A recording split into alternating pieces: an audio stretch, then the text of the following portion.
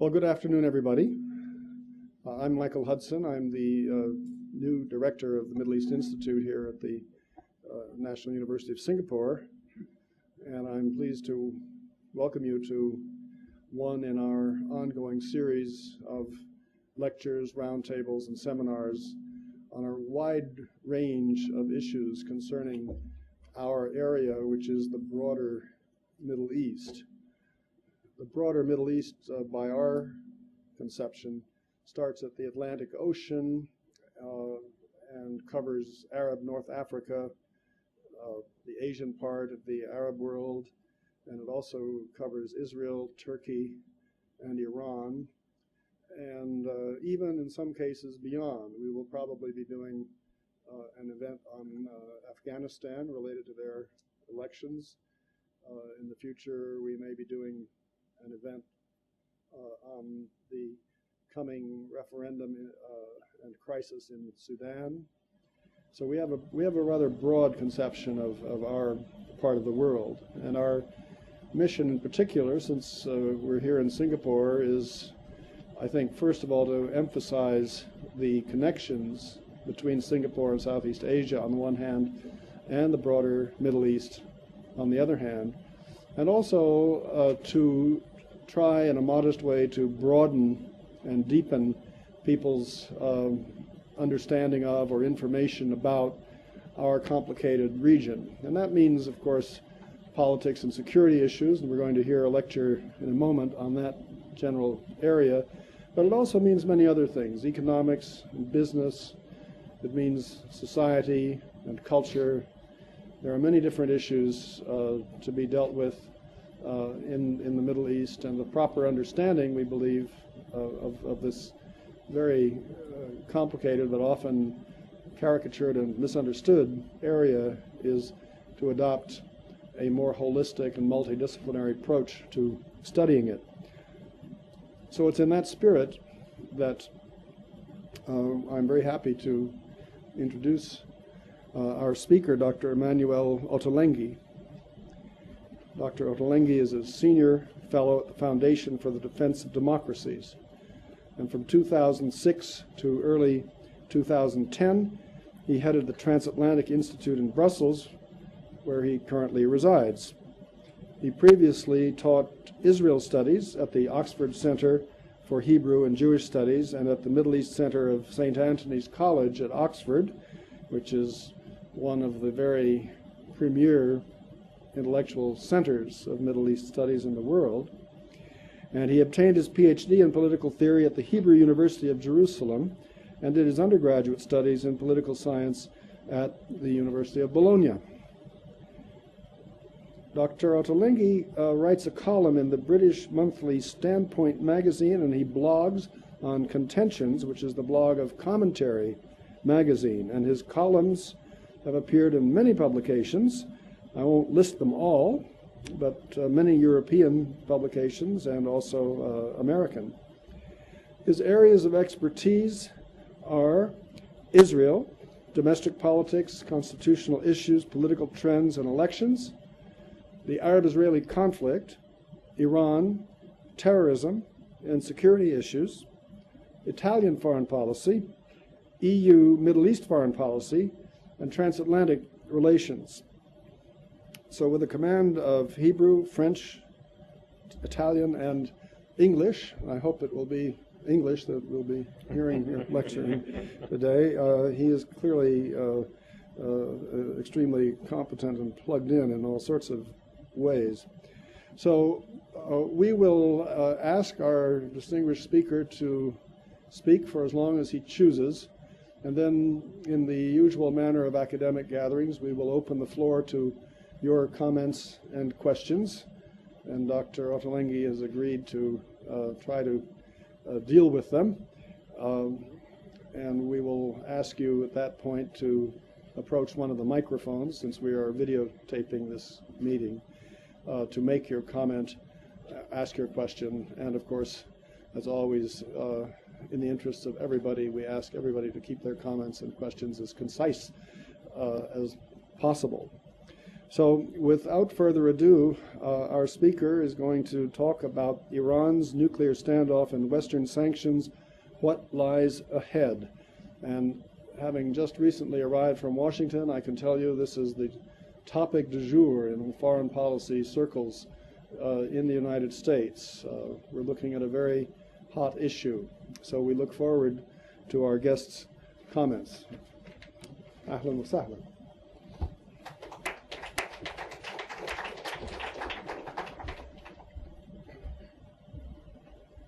Professor Hudson, distinguished guests, Your Excellency the Ambassador of Israel, ladies and gentlemen, I want to thank the hosts for this event, and it's a pleasure to be here and to have the opportunity to address you. You may have probably raised an eyebrow or two when in the very kind introduction I was described as having a certain knowledge and understanding of Italian foreign policy. Perhaps not the most dwelt subject in the world, thanks to the colorfulness of our Prime Minister and the and the ways in which my countrymen approach the world. We have traditionally played a multiple game on all tables. That is how you can best describe Italian foreign policy. Hedging your bets. In the early 20th century, when Italy was very liberally befriending both Germany and Austria on the one hand and trying to keep friendly with their adversaries in the great game of Europe, the way their foreign policy was described was waltz rounds, being able to switch partner very, very nonchalantly. And of course, our Prime Minister is a master of that game. But I think that that kind of behavior could also illustrate some of the tactics that the Iranian regime has adopted over the years to pursue its goals. And today I want to talk about both what precedes us in this current crisis, why we're where we are, and what lies ahead. Iran has had a nuclear program for a number of years. As I'm sure many of you know, the program was started under the Shah. It was the Shah who joined the Non-Proliferation Treaty and benefited from being a member of the Non-Proliferation Treaty and a strong ally of the West in the early 70s in acquiring technology that jump-started the program. And the great oil windfall of 1973 enabled him to greatly expand its scope.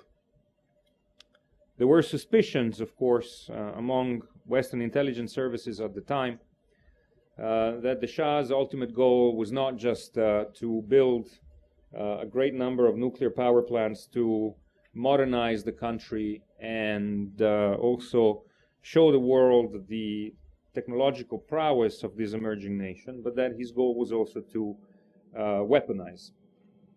Whatever the goals of the Shah, with his demise in 1979, the program was shut down. The Islamic Republic of Iran did not pursue the program, and many scientists left in the wake of the revolution, as did those Western companies that were involved in the early stages of building Iran's first nuclear reactors in Bushehr. But as intelligence and open sources indicate, probably as early as 1984, the new regime ruling Tehran began pursuing the nuclear option again. And it was not until 2002 that the full scope of this program was exposed to the world. So the first reason why there is a nuclear standoff with Iran today is that Iran's nuclear program has been run in a clandestine fashion for 18 years at least. And much of what Iran has done in those 18 years, the nature of its activities, activities related to the program, agencies involved in the program, remains much of a mystery to the International Atomic Energy Agency and the international community at large. So the first problem with Iran's nuclear program is, of course, a long history of deception and concealment, which the Islamic Republic of Iran has not addressed yet. And IAEA report after report address this issue and display a growing level of frustration by the agency with the way Iran is responding to the agency's inquiries. The latest crisis, which was addressed in the last report published by the current Director General, which was released at the beginning of this month and is being discussed now as we speak in Vienna, indicated how Iran is trying its best to prevent a number of inspectors of the agency from doing their job. Iran has, of course, a right to deny permission to certain inspectors, express displeasure at their appointment, and veto them. But there is a pattern, again, of systematic effort to deny inspectors with experience and knowledge of Iran's program from continuing their job, and thereby a denial of Iran to the agency to pursue its duties. The concealment, of course, and the deception covers all fields, and it poses a question. The question is what Iran is doing with its nuclear program. If Iran is indeed pursuing nuclear energy as it claims to be for peaceful purposes, why does Iran need an indigenous enrichment program? If Iran feels it is in full compliance with its obligations under the NPT, why has Iran kept much of its program under secrecy for so many years? If Iran really wishes to reassure the international community, why isn't Iran opening up the country to unrestricted inspections as the additional protocol demands? If Iran is indeed only pursuing nuclear energy for peaceful purposes, why is it the case that for 25 years Iran has spent untold billions of dollars in the pursuit of a nuclear program and yet failed to produce one single watt of electricity? If Iran is indeed only in the business of peaceful nuclear energy, why can't Iran open up its heavy water reactor in Iraq for inspections, and so on and so forth? There are many, many reasons to doubt Iran's statements of intent. Now, of course, we don't have the ultimate smoking gun. You know, if you're looking for a photograph of a welcoming sign next to a facility that says "Welcome to Iran's clandestine nuclear weapons factory," you're not going to find that. And if that is the only piece of evidence that you will accept as ultimate proof of what Iran is doing, then you will continue to accept Iran's arguments. But short of that, I think that what we know from open sources, and certainly governments know more than that, gives us much reason to be concerned. And especially, and I know I'm aware, certainly in Europe, that a lot of voices in the public domain express skepticism about Iran's intentions, pointing out to the fact that our intelligence community claimed that another country whose name starts with an I in the neighborhood was pursuing nuclear weapons, and the intelligence proved to be, how should I put it, misleading, inaccurate. There are many reasons why we should reject this comparison. The first is that the very institution that expressed the most amount of skepticism about Iraq in the lead up to the 2003 war was the International Atomic Energy Agency, then under the leadership of then Director General Dr. Mohammed al-Baradei. And most of the information that gives us reason for concern about Iran comes from the IAEA. The second reason is that much of the evidence on Iran's nuclear program can be corroborated through satellite imagery, which is available through open sources, something we didn't have with Iraq. The third reason is that much of the information we have about the Iranian nuclear program comes through the supply network that Iran used to begin its program, namely the illicit proliferation network run by Pakistan's nuclear scientist and father of the Pakistani bomb, Abdul Khader Khan. We know a lot about what Iran procured, what Iran obtained, what Iran sought, what Iran acquired through that network, which gives us reason to pause and be concerned. Of course, there are other reasons why Iran's nuclear program offers us or causes us to be concerned, causes the international community to therefore seek reassurances and put pressure on Iran for failure to give those reassurances. And that is the possibility that Iran would acquire a nuclear weapons capability at the very least, and nuclear weapons possibly, has very, very serious consequences for the stability of a region which is strategically important for the entire world because of the presence of vast energy resources, and because it is a region that, as it is before Iran has nuclear weapons, is not exactly a picture of stability. Now, the international community, of course, is a nice word, but is not exactly the picture of unity. And of course, the broad divisions within the international community about how to deal with Iran have led to a policy which I would qualify as not entirely effective, to be polite, in the course of the last 8 years. Now, the reason why I say that is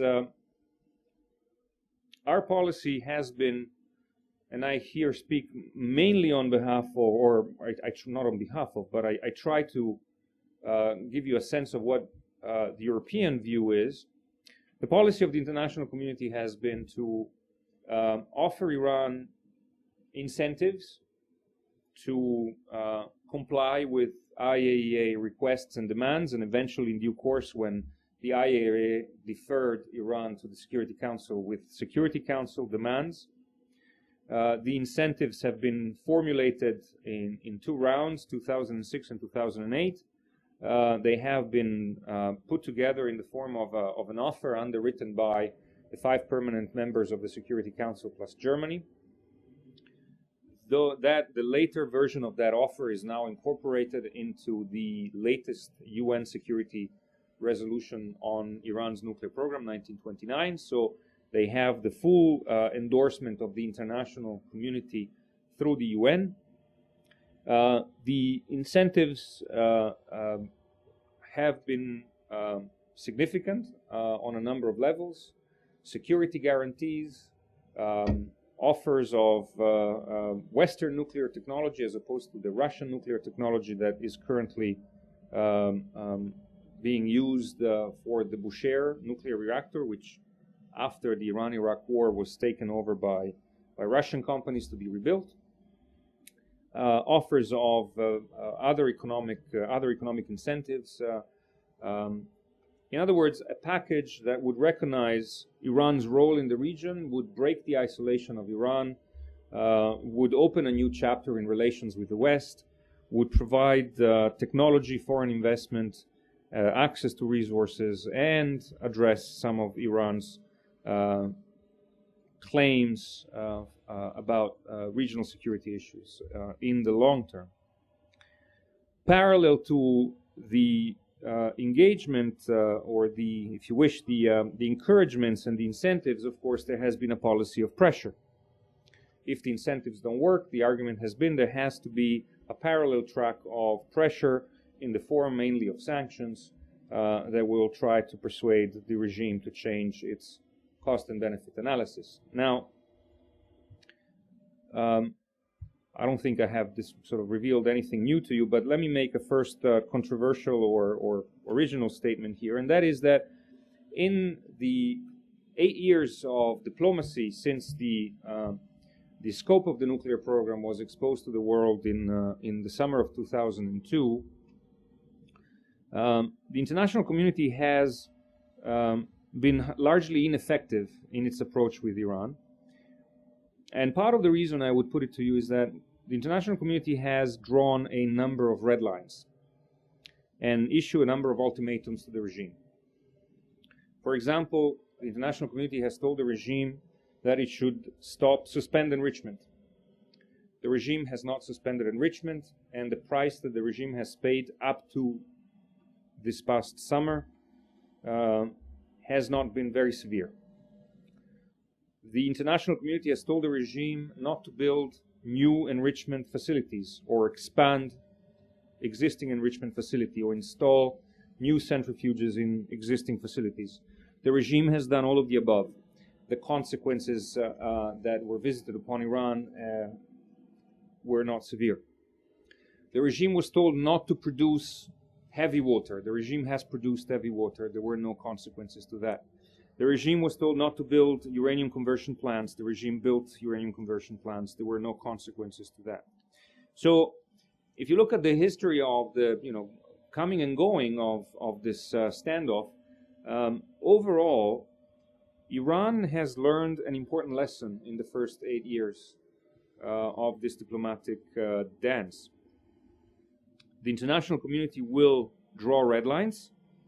Iran will get to the red line, will spread over the red line some white chalk, make it and turn it into pink, then add some white and the pink will fade, and eventually the red line will become a white line or a no line at all. Iran can cross it and there will be another red line, but the price will not be severe. I'm reminded of a cartoon that appeared, I think, in the International Herald Tribune a while ago, where there is a UN official that sort of is drawing lines like this, and he keeps backing off, and President Ahmadinejad is walking with his nuclear weapon under his arm, and he keeps crossing lines, and the UN official says, "Don't cross this line, don't cross this line." And that's been the dynamic.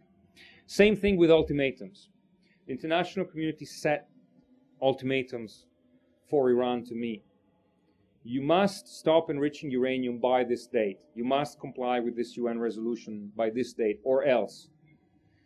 And Iran has learned over the years that these ultimatums are not worth much, that there will always be a way to exploit the divisions and the disagreements and the misgivings within the international community when the deadline looms, to ensure that that deadline does not have much value. We don't do deadlines very well with Iran. We haven't done deadlines very well with Iran.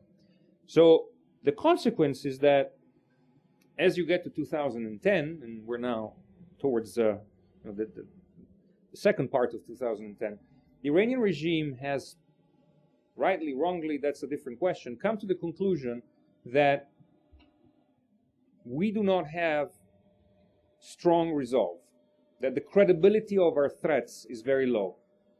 Now, this has implications both before Iran achieves nuclear weapons capability and after.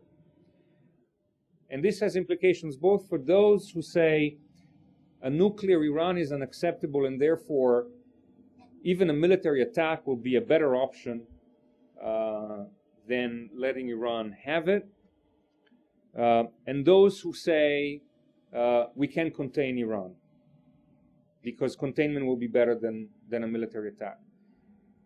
Regardless of which side of the debate, of this debate you take, you cannot achieve certain policy goals with regard to Iran's nuclear program if you do not have strong credibility. If you build a policy of containment and you build it upon the premise that your credibility to deter Iranian actions is very low, that will lead to Iran behaving very aggressively once it has nuclear weapons, more aggressively than it is already behaving now.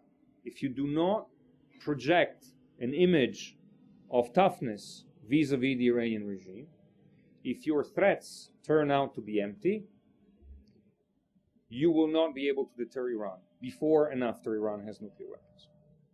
So that's the first point, that in order for our policy to be effective, whatever that policy is, the international community needs to ensure that its red lines cannot be crossed without severe consequences, and its ultimatums have meanings.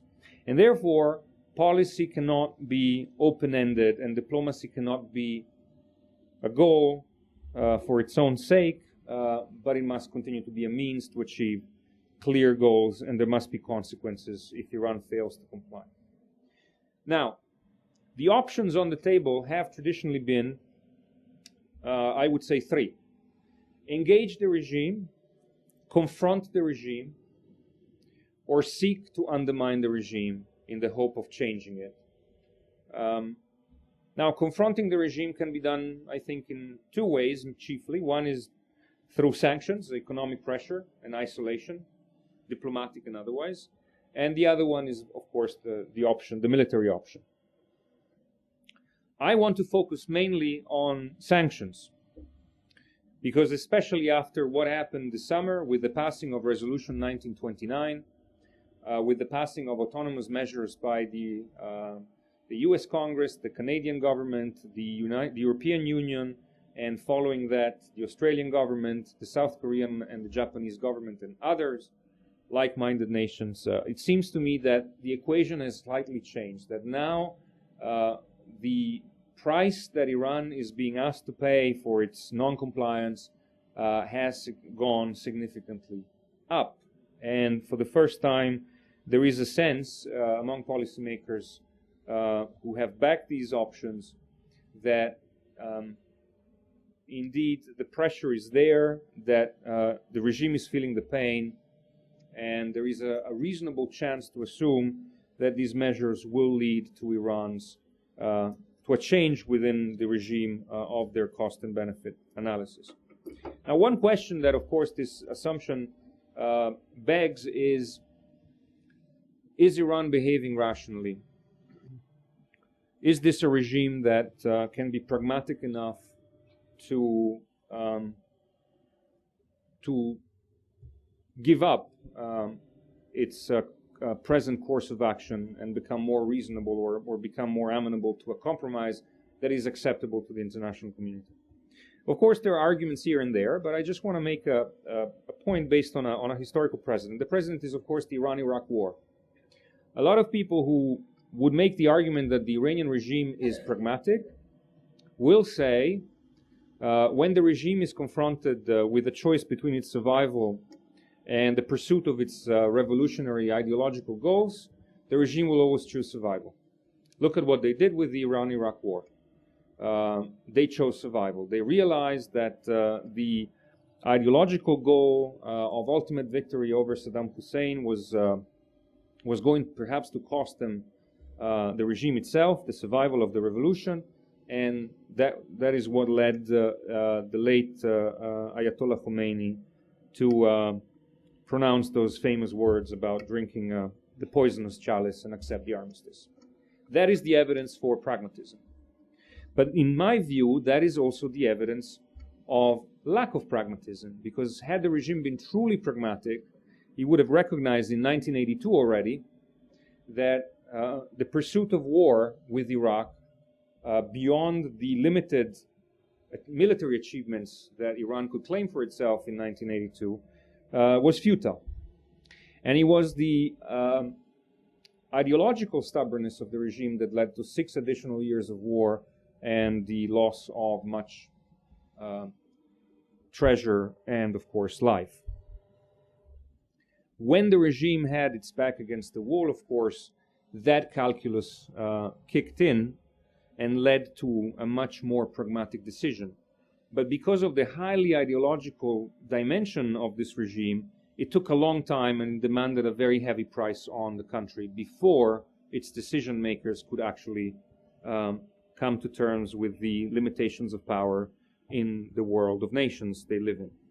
So my argument would be that whatever view you take of this regime, what history teaches us is that we need to put an enormous amount of pressure and exact a very heavy price of this regime before there is a chance that decision makers in Tehran will indeed come to terms with reality and come to their senses and become more reasonable and more amenable, therefore, to a negotiated compromise. With this in mind, the efforts of the international community up to this summer, in my view, were largely misplaced because they focused on very limited sanctions which targeted the vital sectors of Iran's economy and the vital tools that the Iranian regime uses to procure its technology for the nuclear program, to finance its operations for the procurement, and to carry the technology back home in a very limited, incomplete, and half-hearted fashion. If we are to achieve the goal of perhaps convincing the Iranian regime to change its mind, we need to do a lot more. And I think that the sanctions regime that was introduced with Resolution 1929 goes some way in this direction. The sanction regime has a purpose, clearly. The purpose is to induce a change of behavior. And therefore it includes the 2008 offer in its text, but it does insert an amount of significant pressure that was not there before. The target of the sanctions regime is threefold. First, Iran needs to pay for its efforts to procure technology abroad. Nothing is for free.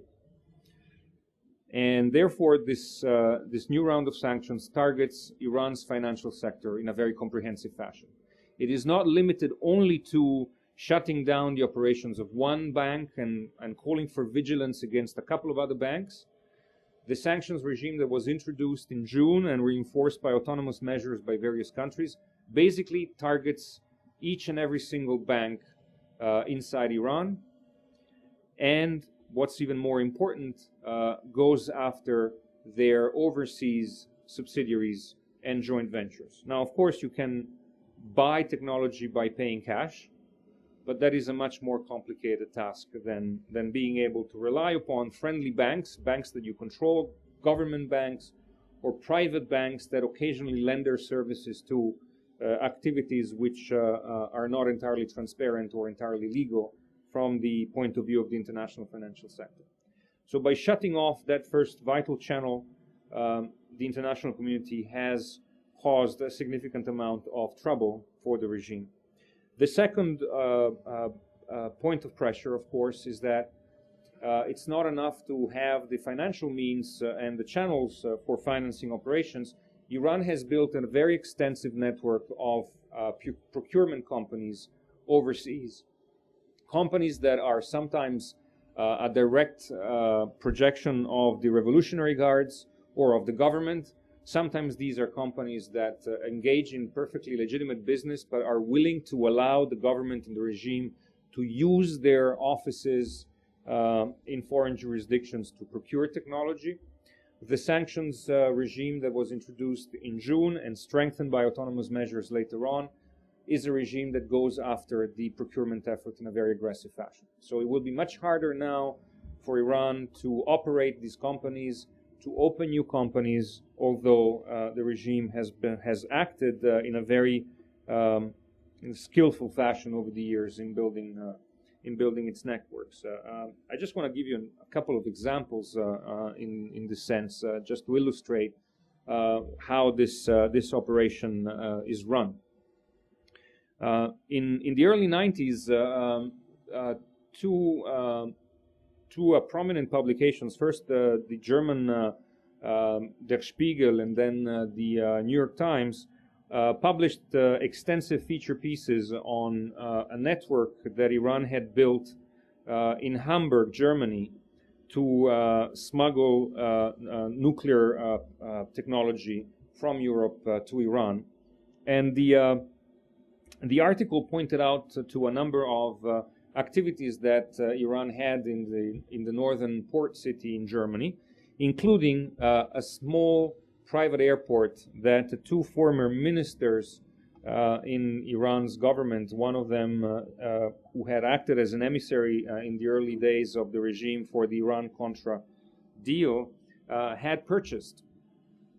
And because of the size of the airport and the kind of small planes that could operate from that airport, this was a facility that allowed escaping detection and monitoring and control by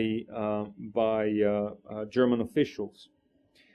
This was an airport that the Iranian regime was using and operating from in the heart of the European Union to smuggle technology abroad. I recently took a look at what Iran is still doing in Hamburg, and it turns out that they have quite a presence there. They have, of course, a consulate. There's a consul general of Iran in Hamburg. They have a community of a mixture of expatriate and exiles that amounts to approximately 13,000 people. There is an Islamic school run by the regime in Hamburg. There is an office, I believe, that represents the supreme leader in Hamburg. And then there are a number of procurement companies, some of them linked back to Iranian companies that have now been designated either by the US Treasury or by the European Union or by UN sanctions resolutions. So companies that have been implicated in the past in procurement effort. Not so far from Hamburg, there's another city, the city of Düsseldorf, where Iran actually has daily commercial flights from Iran, where again you see a similar pattern. Dozens of Iranian companies register there, but in Hamburg there are at least two additional important points which indicate the effectiveness of these activities. One is a bank called there are three banks there, but two of them have been sanctioned. But the third one is the Europäische Iranische Handelsblatt Bank, which is the European Iranian Trade Bank. It is, legally speaking, registered in Germany as a German bank, but it is wholly owned by the regime, and it has been implicated by several actors for its for lending its services to proliferation activities. And alongside that bank, there is also the Iranian-German Chamber of Commerce that is based in Iran, and an office of the Islamic Republic of Iran shipping lines. So all the tools necessary for financing a purchase, procuring technology through seemingly respectable front companies, and delivering the technology back is present in this city port in Northern Europe. Iran indeed has created extensive networks. Another example is a company that does energy consulting business in Iran. It's called Sazek Consultant Engineers. The company lists 4 overseas procurement companies, one in Italy, one in Spain, and 2 in the Netherlands. The Italian company only appears outside the website of this Iranian company as a small architectural firm in Milan with 1 employee and a turnover of less than 250,000 euro a year, which is kind of suspicious or incongruent with both being an architectural firm and an overseas subsidiary of a large energy company. The Spanish company doesn't exist. I had the rare pleasure of being in Madrid last June, and I had a couple of hours of free time, so I took a taxi to the address of the company. On the Iranian website, only the address is listed, not the phone number, so you can't call the company. The company's name does not appear on the intercom, and the very polite doorman in the apartment building turned me away after telling me that there were only private residences in the building. The company is not registered in the public registry of company in Spain, and its website, which is just a stub, there is no information on the website itself, is operated through a proxy server based in Arizona. The domain name was opened in January of 2010, so you can't find the owner of the domain name, and you can't find any other information. But clearly the company, technically speaking, does not exist. In the Netherlands, there are 2 companies. They're both in the same building. One of them, again, has a website that has been under construction now for 6 months, so no information there. The second one is fully operational, looks very nice. It doesn't qualify itself as the subsidiary of an Iranian company, but it presents itself rather as a Dutch company working in the Middle East with the mother company listed as a client. But what's more interesting is that the owner of the domain name for one company has the email address of the other company and vice versa. So they seem to be the same company in practice, although legally speaking, they are two separate entities. This looks like a network of front companies that are there just for the purpose of procuring technology. And the pattern of behavior of the regime and of the companies that are wholly owned by the government or that are sometimes lending their services on an occasional basis to the government is one of deception. And again, I want to illustrate this by giving you a further example. The example is of a company based in Germany. Once again, the company is called Wirth. It's one of the leading world producers of earth-moving equipment. Wirth was publicized in a very glossy brochure of the regional government in the area where Wirth is based, the region of North Rheinland-Westphalia in Germany. And the government took pride in the achievement of their own local industry, and they said in their brochure that this company operated wherever big in construction and engineering infrastructure services were provided. That the company was there from the Orinoco in Venezuela to the mountains of Isfahan in Iran. So I went to look at this company's project in the mountains of Isfahan, and they sold a 4.2 meter diameter tunnel boring machine to a set of companies that were digging a tunnel to bring water to Tehran in the area. Problem was, these companies are all affiliated with the Revolutionary Guards. And if you go to the website of Wirth Iran, their subsidiary in Iran, to this very day they have pictures of the construction site that show clearly the symbol of the Revolutionary Guards at the entrance of the site and hovering above the tunnel. Now, the company sold the technology under license. It sought an export control permit, which was granted, so it did nothing illegal.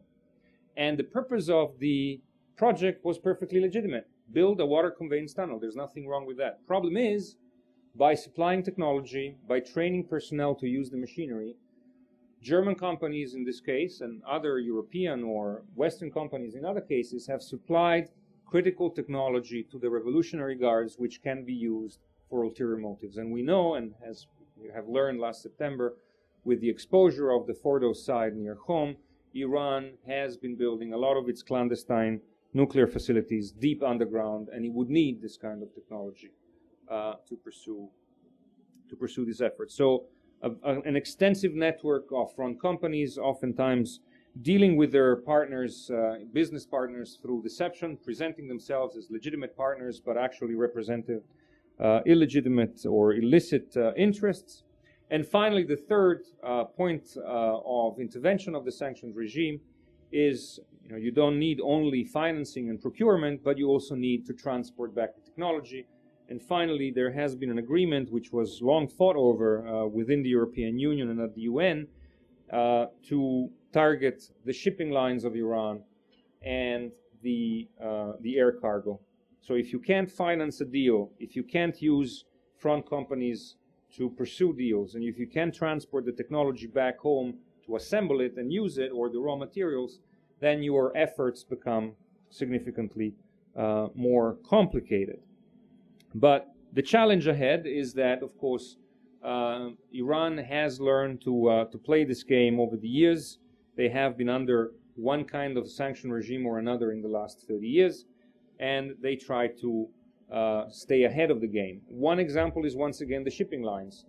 When the U.S. Treasury, having sanctioned the IRISL, put pressure on its European partners to do the same, one of the European governments followed suit. Her Majesty's Treasury in London did sanction IRSL, and that led to the decision by the Lloyd's of London to stop insuring their ships. The IRSL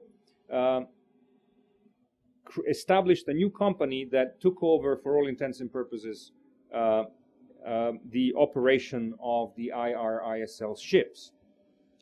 And the Lloyd's of London immediately produced a legal opinion saying that because this was a legally separate entity, it was now okay to insure the ships. When it became clear that the new shipping line, HDS, was going to be a target of sanctions, the regime proceeded to establish one company for each existing vessel under the ownership of IRSL, and also proceeded to rename the ships, basically, painted over the ships. And I'm sure that they will keep on painting over. Paint is a lot cheaper than perhaps complying with UN sanctions resolutions. So they play hide and seek, they play catch me if you can, and the challenge for Western governments and like-minded nations who are really concerned about the consequences of a nuclear Iran is to continue to pursue the Iranians, keep track of their activities, and continue to sanction entities and designate entities without having to wait for the next sanctions resolution. Now, what remains to be seen, though, is what it is that we are trying to achieve. What is our ultimate goal? And here I part ways from many of my colleagues. The purpose of sanctions remains, I think, chiefly to change the behavior of the regime, as I have explained. But I think that the way the regime has behaved and the distance they have traveled to achieve this goal leaves us with enough amount of skepticism. So I think that what sanctions should try to achieve, their goal, should be slightly different than what I've just described. What do I mean by that? First of all, sanctions should have the chief purpose of slowing down Iran's procurement efforts. As one of my colleagues in Washington always says, sanctions are no silver bullets. There is no one measure that will decisively undermine Iran's efforts to build a nuclear weapon and conclusively persuade the regime to change its behavior. But sanctions, he says, can be silver shrapnel. Shrapnel doesn't kill, but it can cause you grievous injury. Each bit of the shrapnel, of course, is not going to kill you, but all of it can cause a lot of damage. If you take the silver bullet analogy even further, sanctions cannot kill the vampire, but they can probably bleed the vampire to death over time. So the purpose of sanctions should be to slow down. And because as you close one venue, one conduit of procurement and one venue of operation, the Iranian regime will try to open another one. Again, we cannot wait for a new UN consensus to pass new measures. Like-minded governments need to continue to designate companies, shut down companies abroad, go after Iran's procurement networks aggressively, and ensure that their efforts to acquire technology, achieve technology, bring it back and put it into operation are thwarted. So slow down. I think the second purpose, though, of the sanctions architecture should target those areas, those aspects, or go after, forgive me, let me rephrase it. We should go after those things that worry Iran most. And what are the two things that Iran is most concerned about? I think the first is a military attack, and the second is regime change. Now, let me make it abundantly clear. I'm not here today to say somebody should bomb Iran and they should do it quickly. But what I'm saying is that it doesn't help our diplomatic efforts to have Western leaders go on record publicly all the time saying a military attack against Iran would be a catastrophe.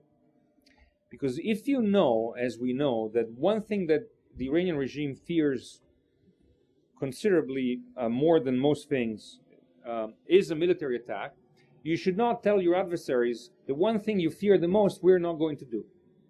There is a difference between being privately skeptical about the viability of a military operation, and military planners and policymakers owe it to themselves, to their public, to their countries, the intellectual honesty to look at these options and to realize how difficult they may be and to come up with answers and to assess the possible consequences, and publicly stating that whatever else happens, you're not going to do it.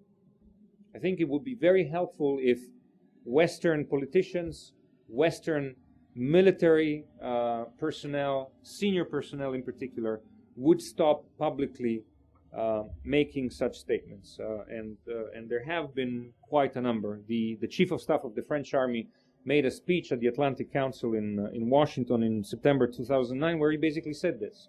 He said that an attack would be catastrophic. Now, when it comes from the Chief of Staff of the French Army, of course, if you're sitting in Tehran, you probably feel considerably reassured. So we should stop having that kind of talk. We should leave the regime with the impression that this is something that could happen. The second point is regime change. And I think that this acquires a particularly strong dimension after the events of the last 15 months, since the presidential elections in Iran of June 2009. I think that what those elections illustrated is the amount of disaffection that exists between the Iranian public at large and the regime, that the legitimacy that the regime enjoys inside the country is shrinking, and the amount of the groups in society that were erstwhile backers of the regime or that were quite content with living under the current situation are growing dissatisfied. And our policy, therefore, should be integrated with a number of measures that will not, of course, pursue regime change in the manner or in the way that was described, at least rhetorically, by the previous U.S. administration, but should do no harm to the internal opposition and perhaps contribute and increase the amount of isolation that the Iranian regime feels internationally. And here, again, I speak as a European. Last June, the foreign minister of Iran asked to be received by the Foreign Affairs Committee of the European Parliament in Brussels. A few days before the sanctions resolution was passed, he was on a charm offensive trying to dissuade countries from supporting the resolution at the UN. He asked to be received by the Foreign Affairs Committee of the Parliament, and I have no objection to these kind of engagement and this kind of exchanges. But where this was done wrong is that the foreign minister asked the committee to hold a hearing with closed doors. No press, no staff, and no public. So he was able to appear before members of the European Parliament and ignore deliberately those questions he did not want to answer.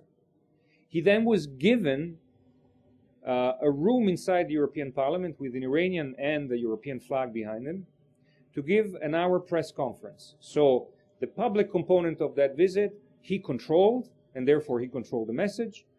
The more challenging part of that visit, he was able, through the courtesy or perhaps the naivete of the European Parliament, to control by limiting the amount of public exposure. We should do the contrary. We should allow these meetings to go ahead and expose Iran to the kind of public isolation and embarrassment on their human rights records, on their incongruencies on the nuclear program, on their less than helpful behavior, to put it mildly, in all sorts of regional conflicts and crisis points in the Middle East, in order to isolate the regime and signal the internal opposition, which is perhaps not going to change the government anytime soon, but it is certainly growing stronger and not going away, make them feel that the world is sensitive to their plight, is concerned about the future of Iran, not just about our own security concerns, and willing to offer them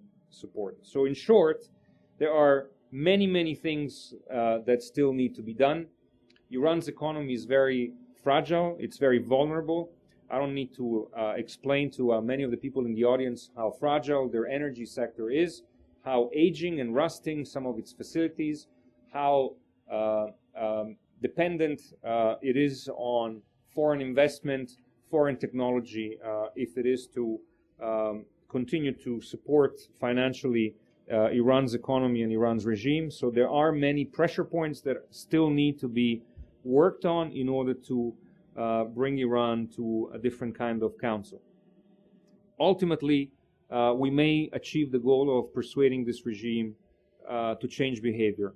But if that is a goal that cannot be achieved anytime soon, and if the nuclear clock is ticking faster than our ability to persuade through conciliatory or threatening gestures this regime. I think that our policy should continue to aim to slow down the nuclear clock and to help the clock of change inside Iran tick faster than the nuclear clock, so that if one day Iran is indeed to become a nuclear power in the region, it will be under a very different regime with very different goals and a very different understanding of what it means to be compliant with international treaties and transparent about its activities.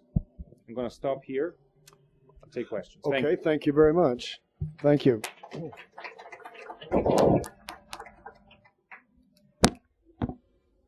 Let's open the floor for your comments and questions. If you would please be as concise as possible so that more people can have a chance to contribute, that will be helpful. And would you like to take the questions? Sure, yeah. Okay. Yeah. Yes, please. And would you please identify yourself?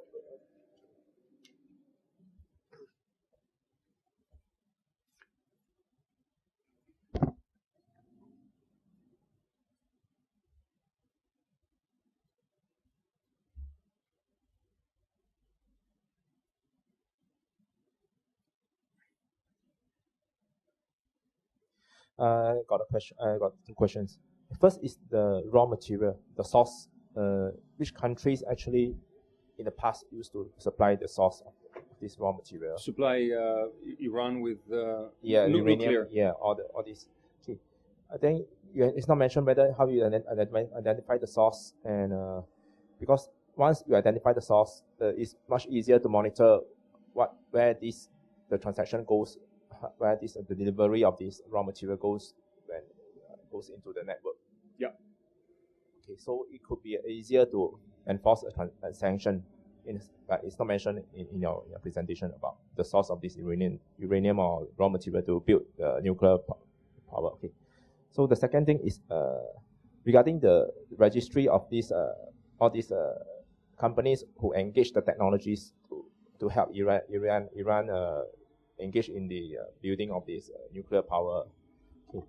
The registry, I mean, this could be a more on the part of the government in that particular country, like Spain or even Netherlands. It's more on the obligation whether they want to play a greater role in the EU, in the European Union countries. The government want to play a greater role in monitoring and check on these listed companies to enforce a larger, stricter legal enforcement on these companies. Once there's a transaction, because it can actually check on their accounts. Because when Iran actually place any orders, I believe there should be some great lump sum of transaction of this account and finance flow before your procurement of material. You need to place some deposit of this type of thing. So if these particular countries want to play a greater role to help in this sanction, in the scale of the sanction, I believe they could be easily monitored through the banks, the financial institution, that when this lump sum comes in, when the orders came in, they could identify this, narrow down the similar, the small number of listed companies, where how every time they export this, from this, how they engage in the carrier to the raw material to where the raw material country are, and then they export this uranium or whatever to Iran as a destination. So if there's a EU company the government want to play a greater role to monitor, to ensure that the sanction can actually work in a scalable and effective manner, I believe it needs the partnership of this European company, EU company, to play a greater role in it. Thanks. Absolutely, absolutely. Look, Iran's nuclear program was supplied by a number of companies and countries in the past. I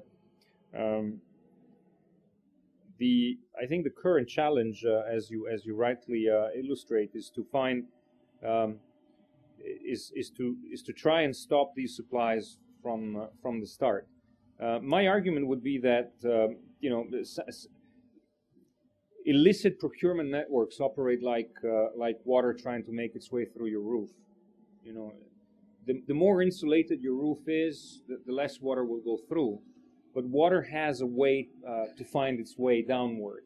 Okay, so you need to make sure that any possible weak spot and any possible hole in the roof is closed. So you can expand the the list of prescribed technology. You can monitor financial transactions.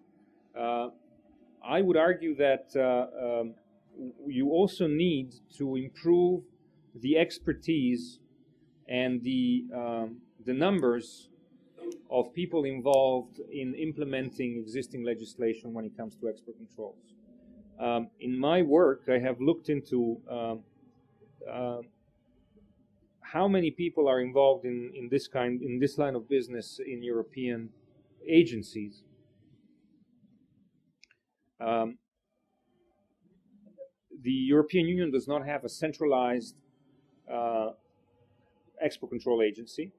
Thank God, because our European bureaucracy already has to account for 12,000 translators to ensure that every one of the 22 languages gets an equal hearing. And if we had to do that in 22 languages as well, it would be quite a costly endeavor. But the result is that we have quite a few discrepancies in competence and in numbers.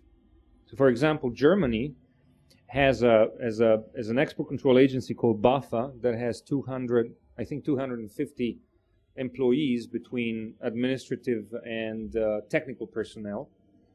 But the Italian export control agency within the Ministry of Trade that is in charge of pretty much doing the same thing has only 12 people on its payroll. Now this is number one and number two most important trade partner of Iran inside the European Union. Now if you go down the line, of course, you get to countries like Malta with only one person in charge of export controls. Now Malta, of course, is not such a big country, 250,000 citizens overall, but Malta was one of the important players in the sanctions game because they are one of the most significant transit points for the shipping lines in the Mediterranean, and they were one of three countries opposing listing the IRISL in the EU autonomous measures because of their own economic interests. So here you have a situation where even if you have put all the legislation into place, toughen up your measures, called upon greater monitoring and transparency, forced the banks to report transactions of a very low value. And I think that last week the South Korean government passed its own set of autonomous measures, and within those measures it basically says that the only Iranian bank that is operating inside South Korean jurisdiction will not be shut down, but any transaction of a value greater than, I think, $1 will have to be reported and authorized by the central bank. For all intents and purposes, they can't do anything as a consequence of that without being monitored. My point is that all of the monitoring legislation will come to naught unless you have competent personnel ready to enforce it. Wherever there is a legal barrier, a criminal mind will find a way to bypass it. So you need to think about all the possible weak points in the chain to improve your screening efforts, your monitoring efforts, and the obstacles. And perhaps part of that should be also to encourage companies to be a little more considerate in their operations. One of the consequences of the uncertain business climate has been that even in Germany, which is the country with perhaps the largest number of companies involved in Iran, with 3,000 companies that are big, medium, and small sized.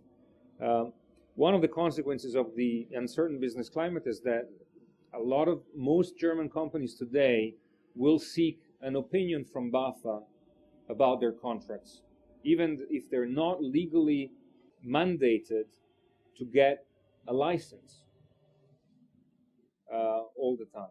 So they seek a legal opinion, and even if the legal opinion eventually comes and says, yes, you can go ahead with your transaction, that has an enormous delaying effect, because all of a sudden these 250 personnel in the agency, instead of having to deal with monitoring and vetting and authorizing a few hundred contracts a year have a few thousand contracts a month to deal with. So that has been another salutary effect of this policy. Yet another thing that could be done at the other end of the chain is that port authorities dramatically step up the number of random inspections they do on ships directed to Iran from northern ports. Now, that is not always something that is not something that can stop everything, because oftentimes these ships go to other destinations, and you know, their documented destination is not actually the real destination. They will go to different ports and then sail to Iran. But I think that all of these measures need to be improved, looked into, because whatever measure you're going to adopt, sooner or later Iran will come up with a new solution. Of course, and here I just want to give you one last example. We are shutting Iran out of the financial system. Iran is largely unable to conduct dollar transactions. And hopefully, as a result of EU autonomous measures, it will be unable to conduct euro transactions.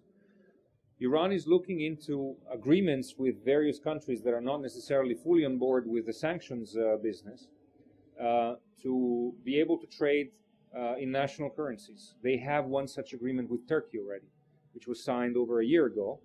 That enables Iranian business people to conduct transactions in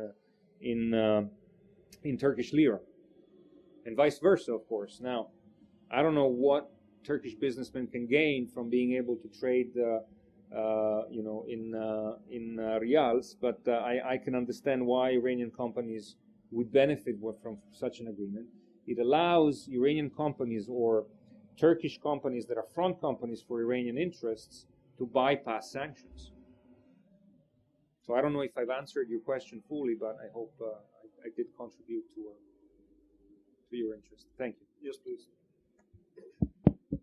Rajan from Singapore. I think, in my view, you have first, Professor Hudson, congratulations.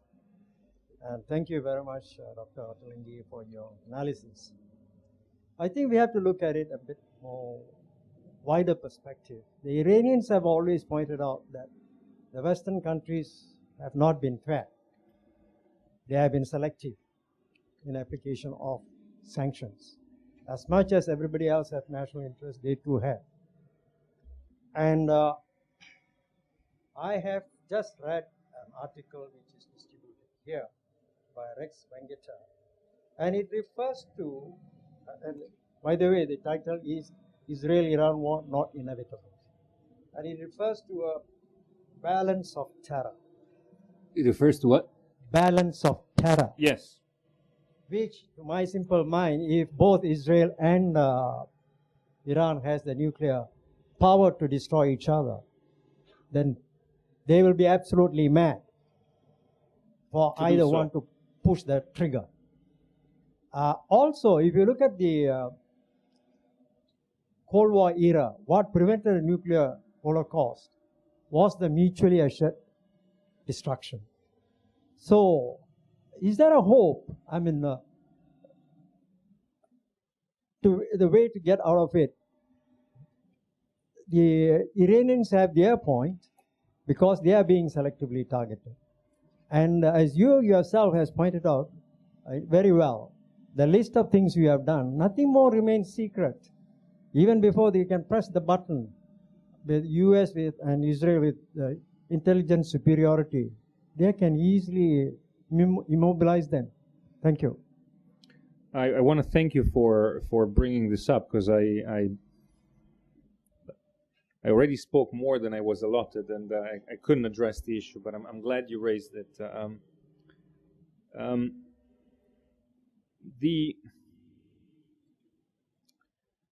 Look, on the issue of being selective, you know, politics is not about the pursuit of universal justice. Let's accept that. Countries pursue their interests, and there is a wide consensus that an Iran armed with nuclear weapons, or at least with the capability to build them at short notice, poses a significant threat to regional stability. Now, of course, if you're Iranian, you may disagree with that. If you sympathize with the Iranian regime, you may disagree with that. But I think that there is an agreement, a consensus within the international community that a nuclear Iran would have severe consequences for the stability of the region and for a number of other things. Now, one of the consequences that is often raised as a source of profound concern is that a nuclear Iran would probably spell the death of the Non-Proliferation Treaty. That if Iran acquires nuclear weapons within the next few years after Iran has crossed that threshold, a number of countries in the region will move to do the same.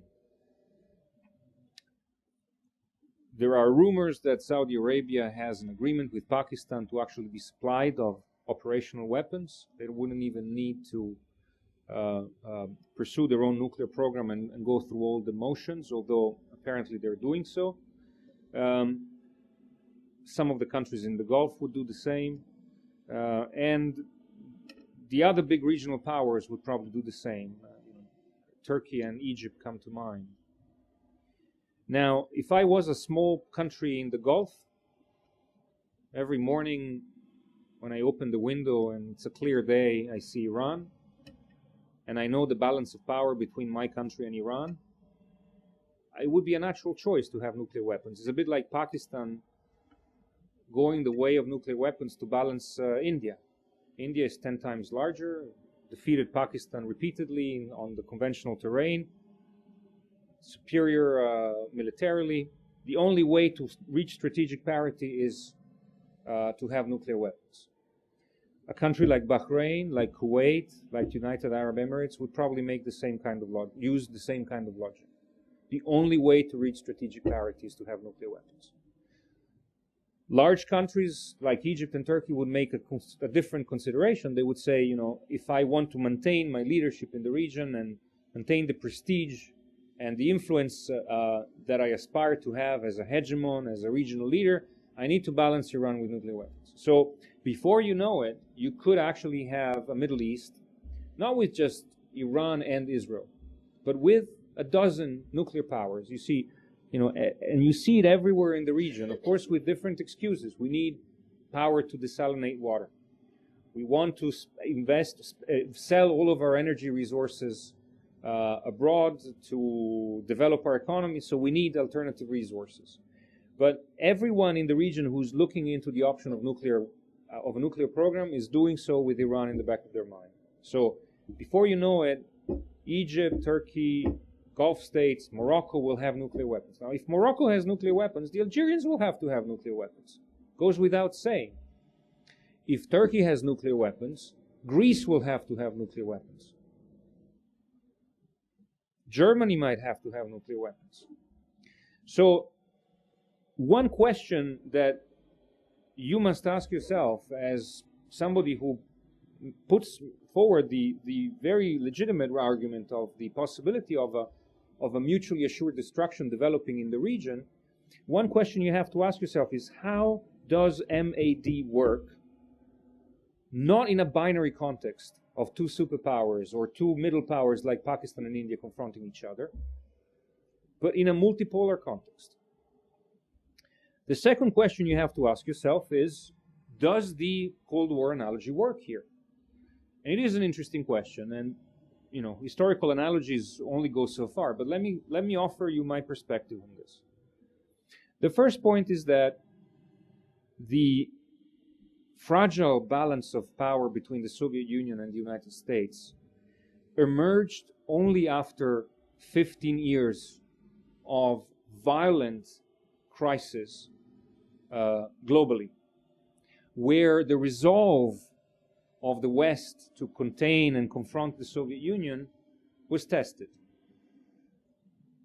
Iran's oil fields, the Greek Civil War, the siege of Berlin, the siege of Vienna, not 1683, but 1949.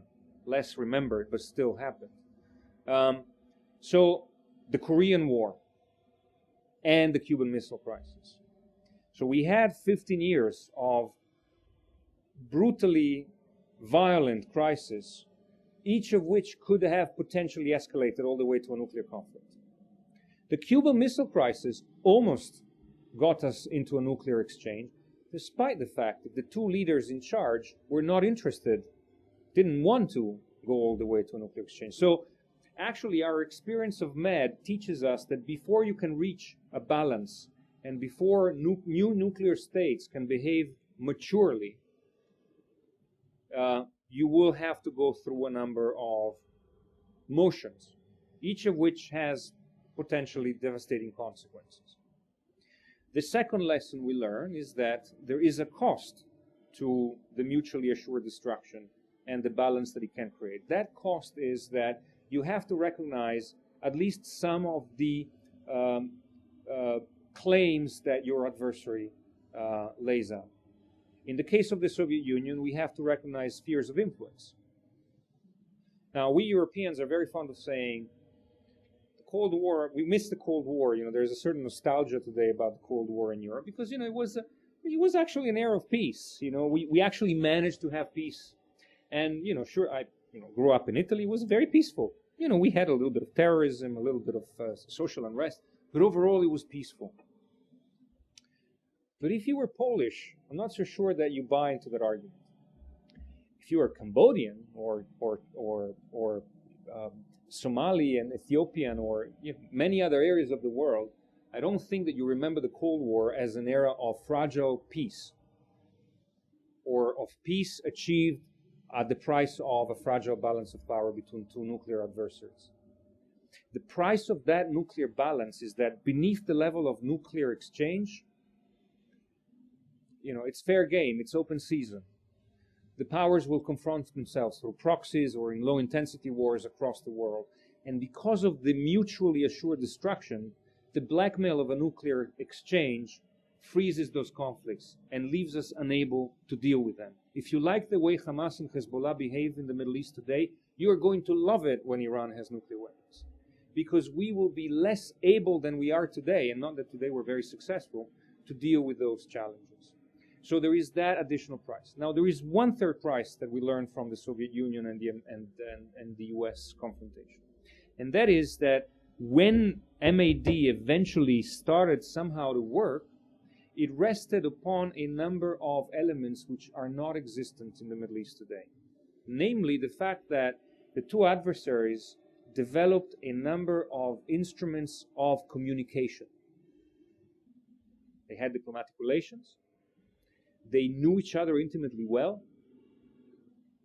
They had back channels, and they created a hotline between the leaders after the Cuban Missile Crisis to enable them to diffuse tensions in very short order if it was needed.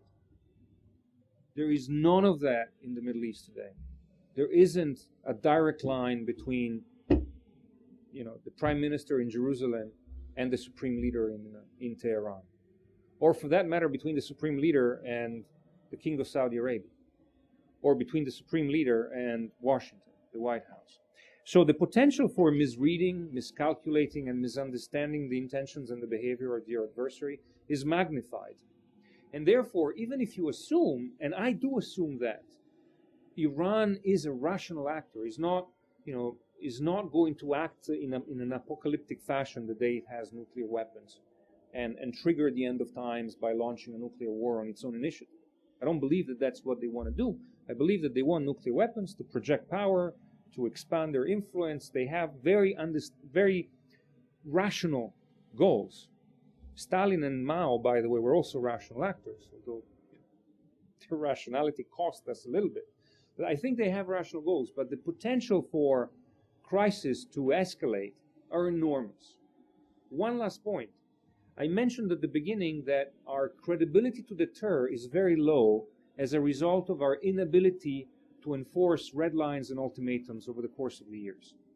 So if you want to deter a nuclear Iran, you need to start from a very strong level of credibility about the viability of your own threats. We don't have that. So I would also make the assumption that if Iran had nuclear weapons, on top of a multipolar nuclear Middle East, lack of channels of communication, the need to go through the motions of violent crisis over the years before we can reach maturity and understanding, you will have a regime that rightly or perhaps wrongly thinks that we are paper tigers, and therefore will provoke us into crisis on the safe assumption, or perhaps not so safe assumption, that our reaction will be mild. So even if MAD could work over the long term, the risks until we get there are immense. And therefore I would not support the theory of testing this assumption. Thank you. Yes, please. I'm Ryan Jathalika, Sri Lanka's former ambassador to the UN in Geneva, including the conference on disarmament. Dr. Ottolenghi, I mean, yours seems to be a very Eurocentric point of view, because listening to you, I was thinking about China during the period of the Cultural Revolution. And those of us here in Singapore and in Asia have a different paradigm. China was fairly messianic during the time of the Cultural Revolution. It was most extreme. Nobody even talked of a credible threat of a preemptive strike or taking out China's nuclear facilities, except the Soviets, who kind of suggested that to the Americans. But Asia was safe because of a system of US umbrella, regional security, and basically the application of the old concept of powers and balance of power doctrines. Yeah. So therefore, this whole thing about, the Iranians aren't the Russians, but I think there are other parallels in contemporary history that can be used. I don't want to go on, but I just kind of a capsule thing. You overlook the points made by people like Fareed Zakaria that the Iranian opposition is now dwindling as a result not only of repression, but because of the perception of external pressure. That external pressure actually strengthens the regime rather than weakens it. Two, the option produced by Brazil and Turkey for reprocessing the Iranian nuclear, the program, which was ruled out by the United States. Thirdly, the fact that the autonomous sanctions have even made permanent members of the Security Council like Russia and China less committed because they say, look, we didn't buy into the new round of sanctions. Mm-hmm. Fourthly, the question that Iran itself has drawn certain red lines, which have implications of asymmetric protracted warfare. Mm-hmm. And as rational actors, the West, I think, should it not take these also into account, because there can be devastating consequences for the global economy and for the security interests of the United States, which is already overstretching in Afghanistan. Finally, what are the implications of the inspection of ships after the 3-month deadline, June 9, when the United States or the UN sanctions are interpreted as permitting inspection of shipping, and that might be a flashpoint which could trigger consequences that are far worse than the ones that you envisaged. So I leave you with the Laurence Olivier question, looking at the two scenarios, tightening up on Iran with the credible threat of a strike. Is it safe? Thank you. There's a lot of questions.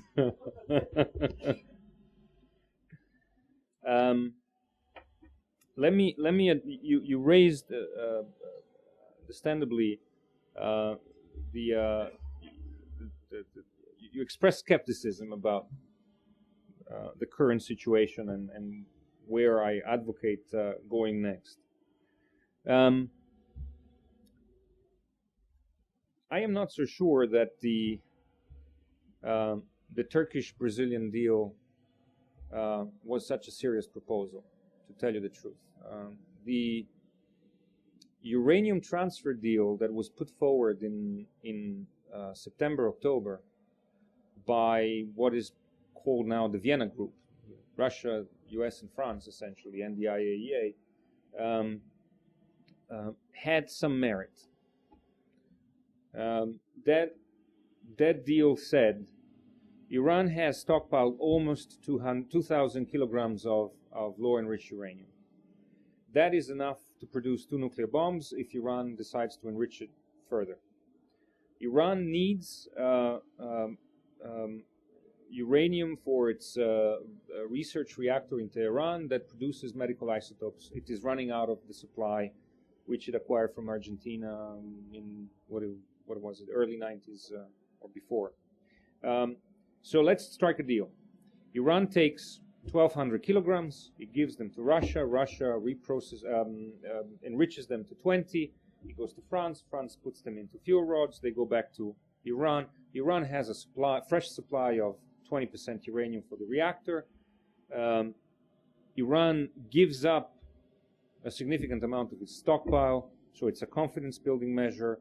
The West resupplies Iran. That's a confidence-building measure. And all of this effort gains us time, because before Iran reaches that level again, it will take several months, even if Iran does not stop enriching. So that in and of itself was already a concession on our part. It was saying to Iran, we told you not to enrich, we told you to suspend enrichment. We have passed 6 sanction resolutions now, or 5 at the time of the agreement, saying you shouldn't enrich and you should suspend enrichment. But we will, for the time being, forego that demand. We are content with you giving up part of your uranium on a temporary basis, and we will return it to you for your own practical uses, and everybody's happy. Everybody wins. And we gain time to negotiate some more. Okay, what Iran said in the Turkish-Brazilian proposal was something else altogether. They didn't say we give uranium to Russia, Russia passes it on to France, France returns it to Iran, but they said we give it to Turkey, and then somebody gives some other uranium to Turkey to give it to us. So in a sense, the Turkish-Brazilian deal committed something that the Turks and the Brazilians didn't have, and that nobody else in the international community had promised to give. So in my view, that deal was just a ploy to buy time.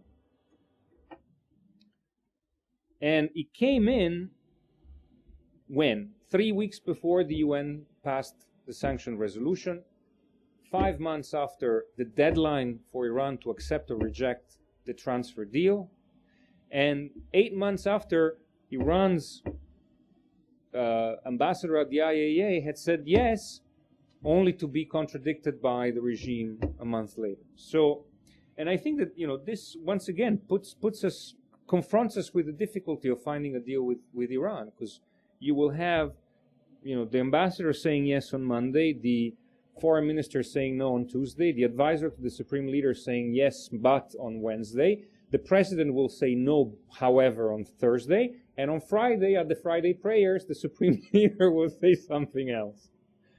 Who is in charge? Now, Fareed Zakaria may have his view, and it may be a warranted view of what is happening inside Iran. Of course, there are people who have been saying regime change is around the corner for 10, 20 years now. It may be very well the case, but who knows where the corner is. So it may take a while before we reach it. What I do think is that Zakaria is wrong in saying that the opposition has dwindled. You see signs, constant signs, that despite the fact that the regime has succeeded to repress the opposition in the months after the elections, beneath the surface there is an enormous amount of discontent, and sometimes it comes to the surface. I mean, the regime has to arrest prominent clerics to ensure that the clerical establishment, which is the backbone of the regime, stays into line. The regime has had to confront for the first time since the fall of the Shah a strike by the Bazaris. Unprecedented. The regime is confronted with ethnic unrest in the provinces, something that is understandably a reason of concern for a country that rests on Persian nationalism aside the Islamic ideology, and has 50% of its citizens who are non-Persians. So I am not so sure that he's right. I just don't know how long it would take for change to come.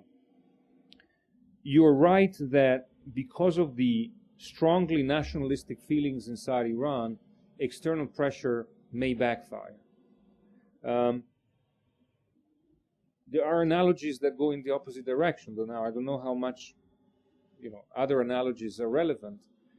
What I do know, though, is that a lot of the people inside Iran from the opposition who have come out to condemn sanctions have blamed their government chiefly for bringing those sanctions upon Iran for its policy vis-a-vis the international community. So it doesn't necessarily mean that their regret or unhappiness about international policies translate into uncritical support of the regime. I mean, the Iranian people, especially in the last 15 months, know how deadly the embrace of their regime is. So I don't think they're going to rush to hug the regime just to spite the Americans. What was the rest of your question? Look, I fully accept your point. It's entirely possible that despite it all, Iran will behave differently. I would say that one difference perhaps is that the Chinese already had nuclear weapons. Iran doesn't. So the kind of response the international community or Western powers formulated vis-a-vis China would necessarily have had to be different because of the additional risks involved.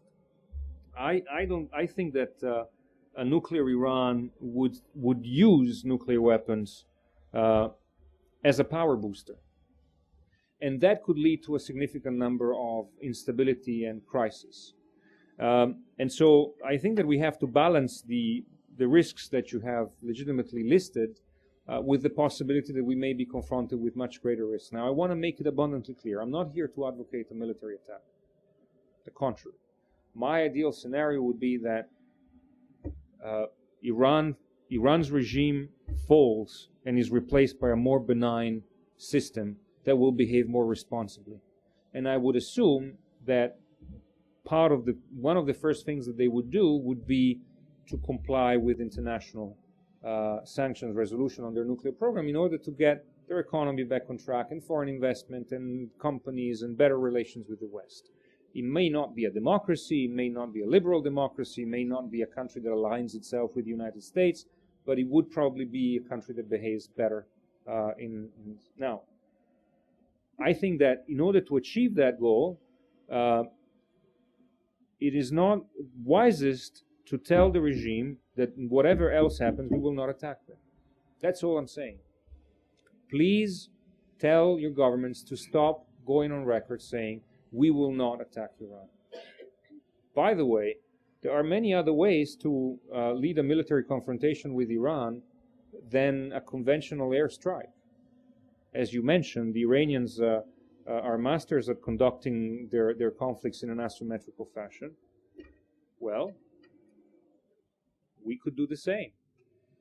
The Iranians are capable of trading with Europe, killing European soldiers in Afghanistan through proxies, ganging up with other countries in international forum against the United States, complaining about the fact that the embargo on spare parts makes their airlines unsafe for civil aviation, and condemn the European Union when we blacklist their airlines as a consequence of the fact that they are unsafe for civil aviation, as they themselves admit. So they are capable of doing quite a few things that are apparently contradictory.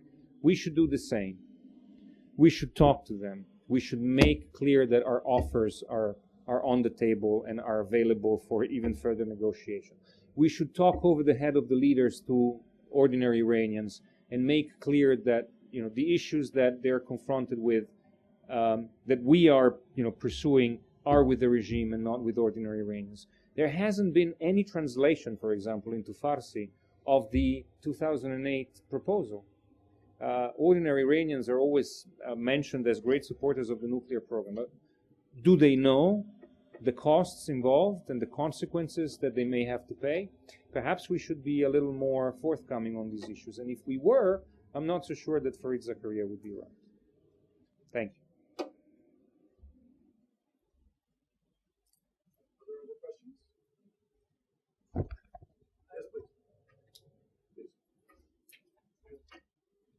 I have a question just about the. Yes, my name is Dusty Clayton from U.S. Embassy. I have a question. You mentioned about the divisiveness within the international community that the Iranians can exploit, and also you mentioned a little bit about, the potential for an arms race in the Middle East if Iran were to get nuclear weapons. Can you talk a little bit more about what role you think that the other major powers in the Middle East, such as Saudi Arabia, such as Egypt, Jordan, Israel, etc., can and should be playing in this, and not just the, G5 plus, Germany and the IEA? Thanks. Thank you. Look, the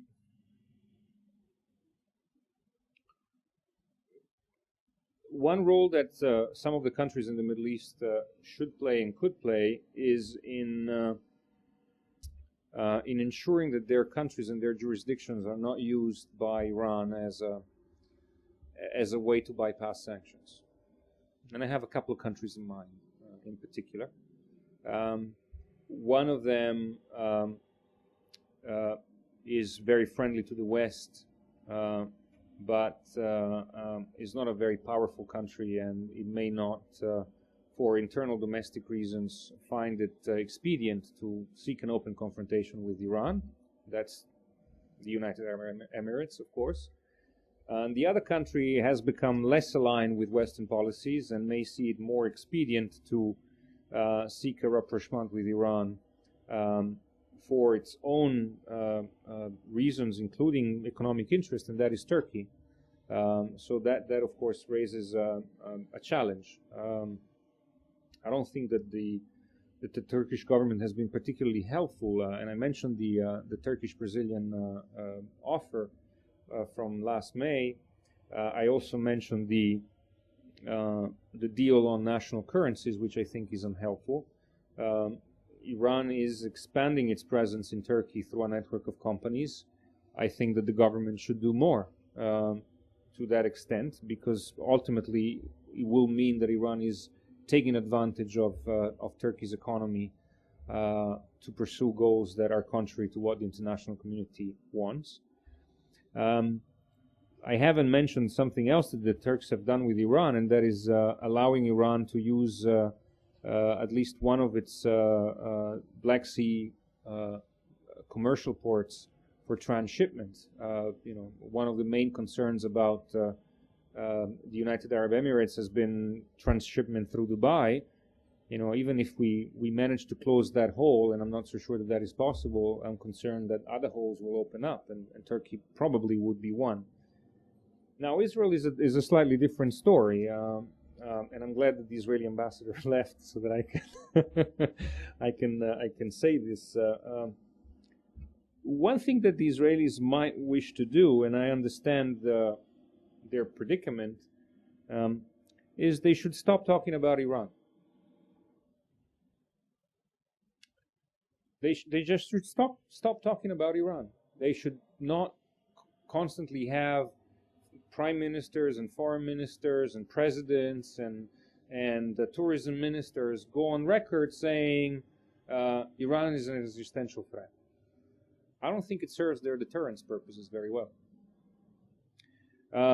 It also helps those who want to make the issue of a nuclear Iran just a problem, just an Israel-Iran issue. It's not. It's not, for the reasons I listed before. If Iran becomes the major power broker when it comes to energy prices, that's not an Israel-Iran issue.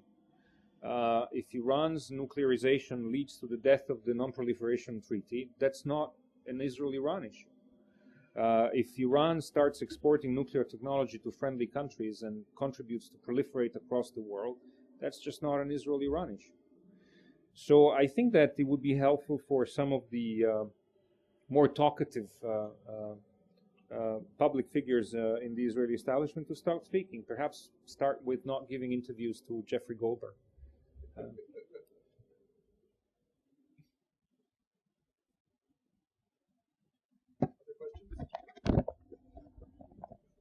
Yes, please.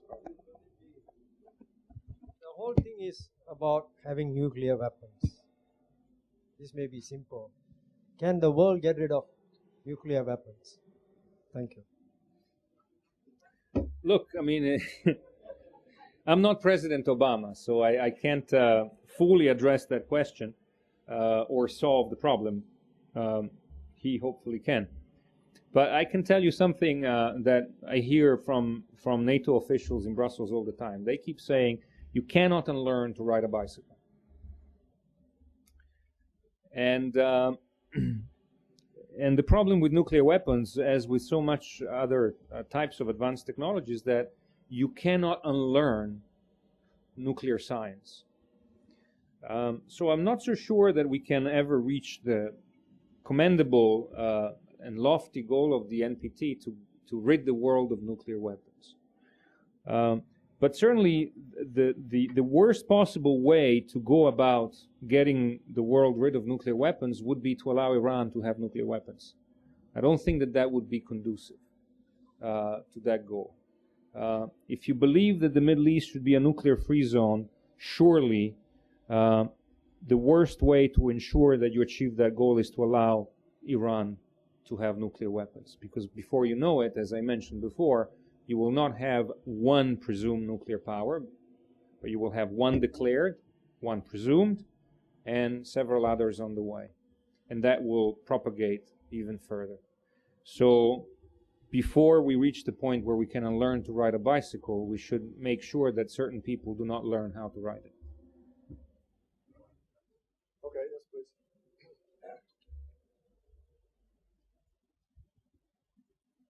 Thank you. My name is Ataur Rahman. I'm at the Middle East Institute. I'm just looking at your title. You said, what lies ahead? Mm-hmm. And I didn't get the clear picture what lies ahead. First of all, you are very much optimistic about the sanctions working, and maybe it will work. But if you look at the pattern, sanctions never worked. And just 2 days ago, in an interview, President Ahmadinejad said that it will never work. Maybe it's a threat.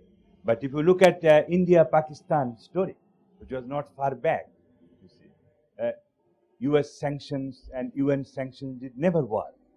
So, and second question, what you said that instability in the Middle East will ensue if Iran has the nuclear standoff. So, in what way you can see more instability in the Middle East? So, what lies ahead in really, you see, if Iran has become nuclear? Thank you.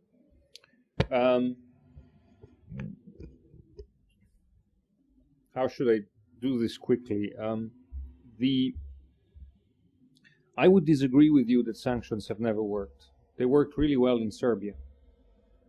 By the way, the Serbians who endured a 78-day bombing campaign, I promise you, did not fall in love with NATO as a result, did not sort of wrap themselves up in a US flag as a result, but they still brought down their government a year later, largely as a consequence of the kind of grievous harm that Milosevic had visited upon his own country through his policies. So I don't think that the sanctions record is so negative. What I do think is true and correct is that sanctions take a long time to have to produce their effects, and so we have to ask ourselves how much time we have left before it's too late. I don't know how much time we have, but I just note the fact that a lot of people have gone on the record over the years saying that Iran will have nuclear weapons within the next 18 to 24 months. And 18 to 24 months later, Iran still doesn't have nuclear weapons. That may be because the same people who say that don't sit around flipping their fingers, but try to actually delay through stealth Iran's march to nuclear weapons. Maybe it's because the Iranians are not always able to crack the secrets as quickly as we assume them to be able to. but I think that what experience, and perhaps also, by the way, the Iranian establishment has not reached a final decision as to what it is that they want to do. Do they want to actually break away from the NPT and test? If so, do they want to do it when they have enough fissile material for 1, for 2, for 3, for 6, for 12, for 25, for 200 weapons? We don't know. Maybe they have decided that they want to be in a position, you know, Iranian officials keep coming to Brussels and say, we want the Japanese model.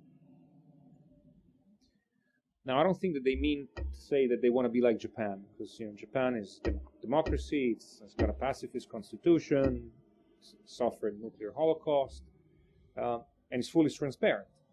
What they're saying, though, is we want to be in a position where we're still within the NPT, technically speaking, but we could be 6 weeks to 3 months away from putting together a weapon. We want to have all the ingredients without baking the cake, which can still have implications, of course, for their aims of power projection.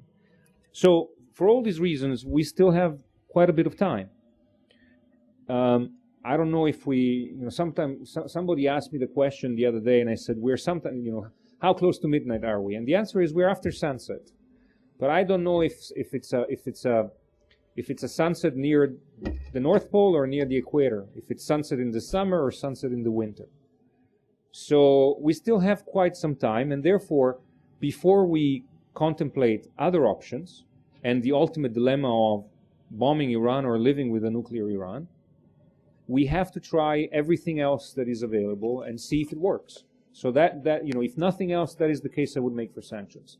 Before you have to face the alternative, try them. They may just work. They may just produce the trick. And I want to give you an example, actually.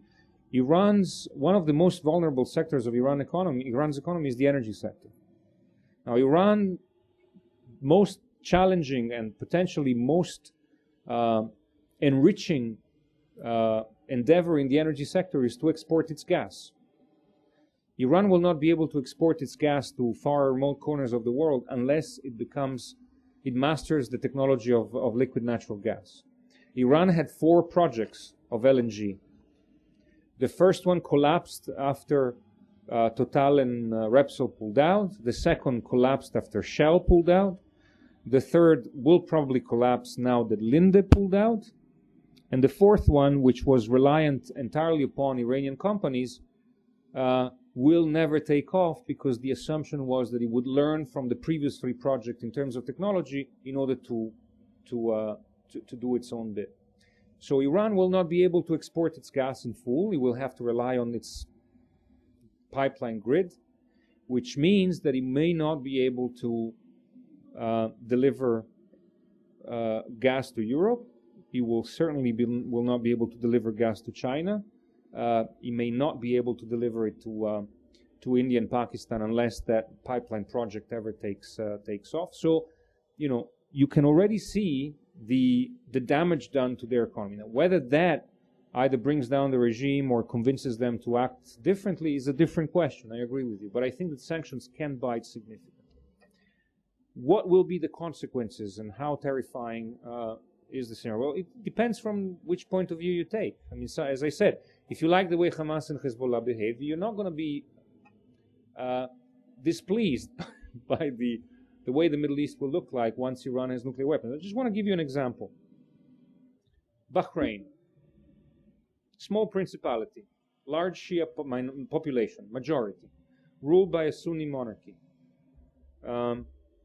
with a history that could be interpreted in the way of what the Iranians say, namely that Bahrain should be part of Iran. Now, if Iran had nuclear weapons, and Iran concocted a coup to overthrow the monarchy in Bahrain, as indeed they were accused a few weeks ago, and they install, or a Republican government is installed representing the Shia majority, and they say, you know, we want to be, they don't even have to say, actually, we want to be reunited with Iran. They could just simply say that, you know, they will, you know, they seek recognition from Iran. And then the next step they do is they tell the U.S. to shut down its big naval base in Bahrain.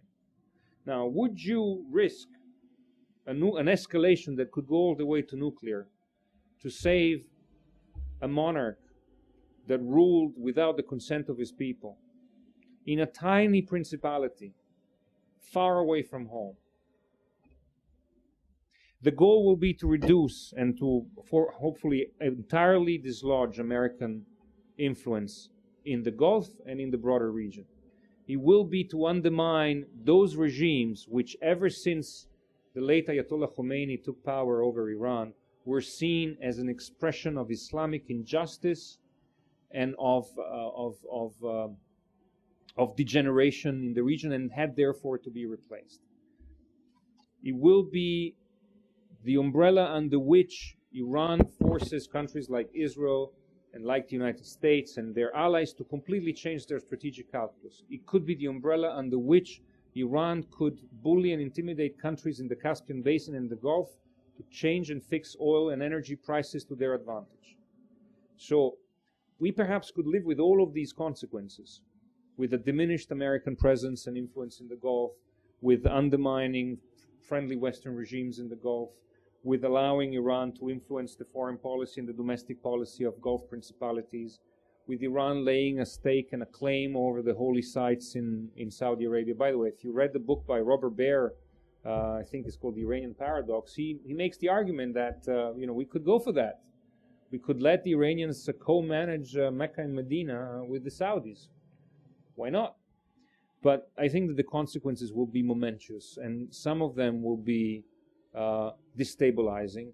And when you destabilize that region, in the circumstances I've described before, the potential for regional conflict are significant. And regional conflict in an area with a lot of powers with nuclear weapons could be devastating for the world. I'd like to thank our visitor for an interesting, but I must say, in my own opinion, rather unconvincing analysis of the nuclear issue. It seems to me that what we have heard is an eloquently presented collection of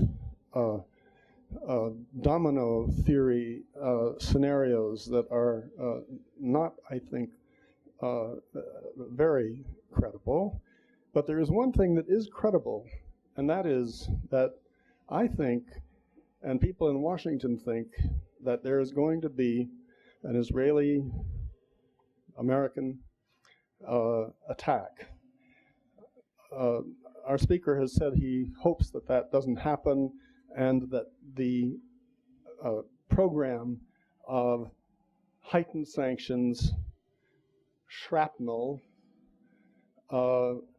doing things that will make the regime nervous and upset, threatening regime change, et cetera, that these will perhaps lessen that likelihood.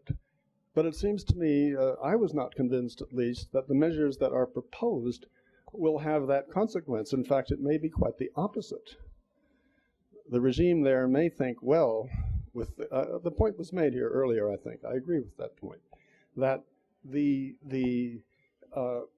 ongoing pressures are extremely useful politically to advance the Iranian situation, to elicit broad Islamic and Arab support for a regime that is standing up against the Western bully, and therefore weakening rather than strengthening some future opposition. I would like to think that regime change of a democratic, benign nature is right around the corner, but I think this is not, most people that I know who follow Iran think this is naive. So don't count on that. So it seems to me that what we've heard is an exposition of what I think a strategist might say is truly a straw man, and that is the fact that Iran might get a bomb or two. That would make a really big difference, and all of these apocalyptic domino theory things would follow from it. If the Iranians have a bomb, You have suggested that the Iranians are rational. They use that bomb. What happens to them? The Israelis have, we don't know, 200 or more bombs. We can only imagine what would happen. I think you would agree the Iranian leaders are not stupid. Many people think that despite the shrapnel or the delays, the pressures, that the Iranians are going to get this thing anyway, assuming they want it. Of course, nobody raised the question whether we could take the Iranians at face value. They say, you know, we're really not doing this. All we want to do is perfectly legal within the IAEA frameworks and so on and so on. Well, maybe not. I won't push that particular argument. But the notion somehow that the strategic map will be changed by these guys getting, and when are they going to get it? But getting 1, 2 bombs? Even if they got 5 bombs. Does it enhance their leverage on Bahrain? I don't think so. Does it? It strikes me, therefore, that I don't think you're intending this, but the program that you are representing, that you are pushing forward with the best of intentions, seems to me could only exacerbate the process, which I think is much more likely than the scenarios that you spelled out, that we're going to see a big blow-up in the Gulf soon. Maybe Mr. Goldberg is right in his prediction. And I think we can predict with much greater certainty what the consequences of that would be. The weakening of American allies, the weakening of the American influence, growing instability. A lot of bad things will happen. We have friends in the Gulf that fear what's going to happen.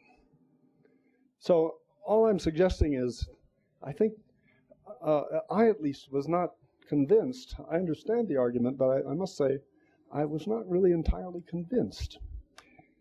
Anyway, be that as it may, we all have our different points of view, and I would like to thank our speaker for a stimulating and eloquently presented case, and I would like to invite all of you to join us for a reception as soon as I have presented our guest with a present.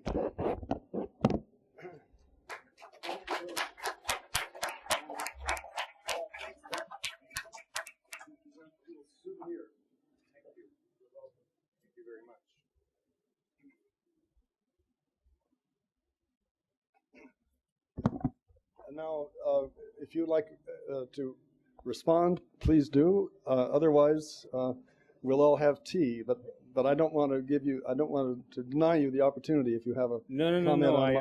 I don't want to behave contrary to the much acclaimed and famed notion of Asian hospitality. So I will thank you for your presence and your present, and for the hospitality, and wish you good night.